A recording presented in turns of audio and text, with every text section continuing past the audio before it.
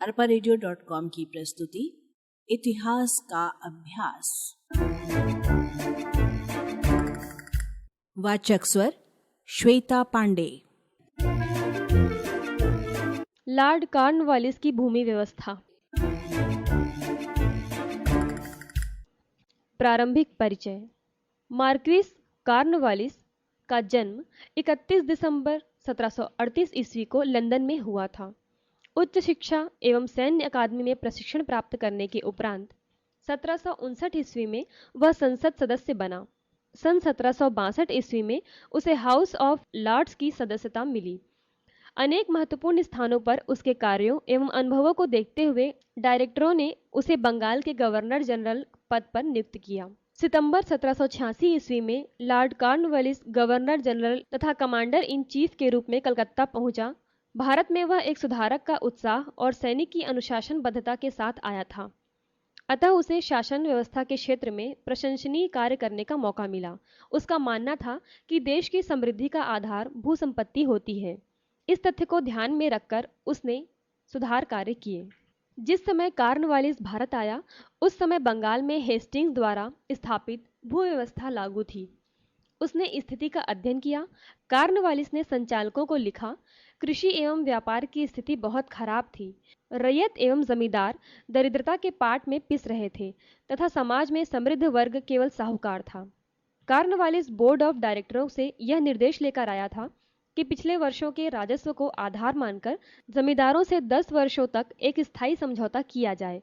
राजस्व बंदोबस्त कैसे किया जाए, इस प्रश्न पर 2 विचारधाराएं थीं।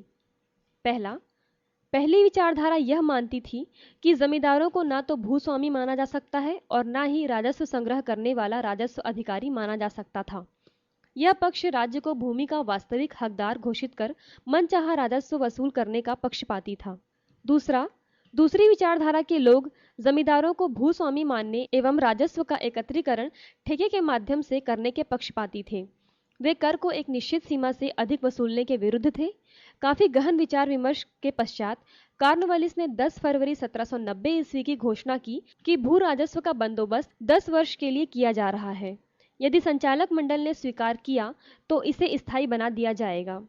22 मार्च सन 1793 ईस्वी को प्राप्त हो जाने पर इसे स्थायी बंदोबस्त घोषित कर दिया गया। इस बंदोबस्त से जमींदार को भूस्वामी मानकर उसे भूमि से संबंधित समस्त अधिकार दिए गए थे, जबकि वसूल किए गए पूरे लगान का 10/11 भाग सरकार को ही देना पड़ता था।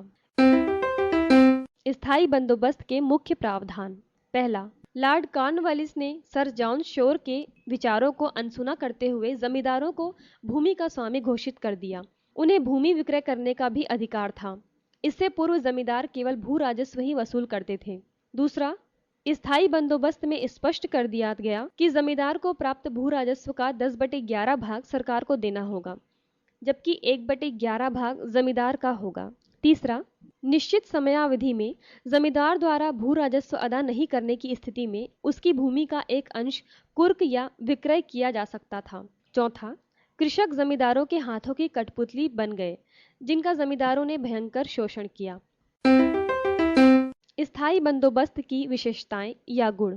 पहला, स्थायी बंदोबस्त से कंपनी को भू राजस्व के रूप में मिलने वाली आय निश्चित हो गई। इससे भारत के आर्थिक शोषण के साथ ही अधिकारियों का ध्यान प्रशासन की ओर गया। दूसरा, इस व्यवस्था के तहत जमींदारों को भूमि का मालिकाना अधिकार प्रदान किया गया। जमींदार वर्ग भी भू राजस्व के सुनिश्चित हो जाने के बाद कृषि कार्य और उत्पादन को बढ़ाने की ओर सक्रिय हुए, जिससे कालांतर में जनता की आर्थिक स्थिति में सुधार आया। तीसरा, कंपनी को राजस्व वसूलने में सुविधा हो गई। इसके पूर्व राजस्व वसूली हेतु कंपनी को अधिक तादाद में कर्मचारी रखना पड़ता था। चौथा, इस व्यवस्था के कारण जमींदार वर्ग कंपनी में कट्टर अनुयायी या समर्थक बन गए।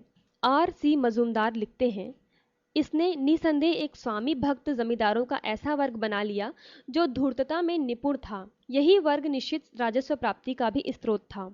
पांचवा, स्थायी बंदोबस्त के माध्यम से कॉर्नवालिस ने कंपनी के कर्मचारियों के भ्रष्टाचार, लूट व रिश्वत को नियंत्रित किया, जिसे एक बड़ी उपलब्धि माना जा सकता है। स्थायी बंदोबस्त के दोष। पहला, स्थायी बंदोबस्त छोटे छोटे किसानों के लिए हानिकारक सिद्ध हुआ। कृषकों से उनके परंपरागत अधिकार छीन लिए गए तथा लगान की दर अत्यधिक ऊंची रखी गई, जिसे देने में किसान असमर्थ थे।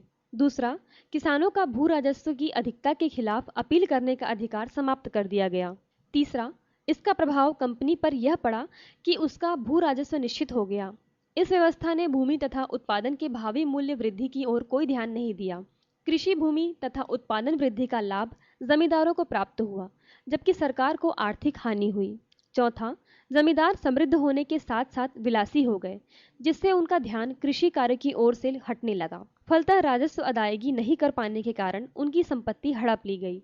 पांचवा, इस व्यवस्था ने किसानों के हितों की उपेक्षा की तथा उन्हें जमींदारों की दया पर आश्रित बना दिया। स्थायी बंदोबस्त के गुण दोषों का अध्ययन करने से यह निष्कर्ष निकलता है कि इसमें केवल जमींदारों को लाभ पहुंचा। सेटनकार के अनुसार, पहला, स्थायी व्यवस्था में 3 संबंधित पार्टियों अर्थात जमींदार, जनसाधारण तथा राज्य में से जमींदारों के हितों की आंशिक रक्षा हुई, कृषकों की रक्षा स्थगित कर दी गई तथा राज्य के हितों को स्थायी रूप से स्थगित कर दिया गया। स्थायी बंदोबस्त बंगाल में लागू किया गया। बंगाल के बाद मद्रास प्रांत में भी स्थायी बंदोबस्त लागू किया गया। मद्रास के केवल 1/4 भाग पर ही स्थायी बंदोबस्त लागू किया गया। निष्कर्ष रूप में कॉर्नवालिस की स्थायी बंदोबस्त कृषि की प्रगति असफल सिद्ध हुई। arparedio.com की प्रस्तुति इतिहास का अभ्यास।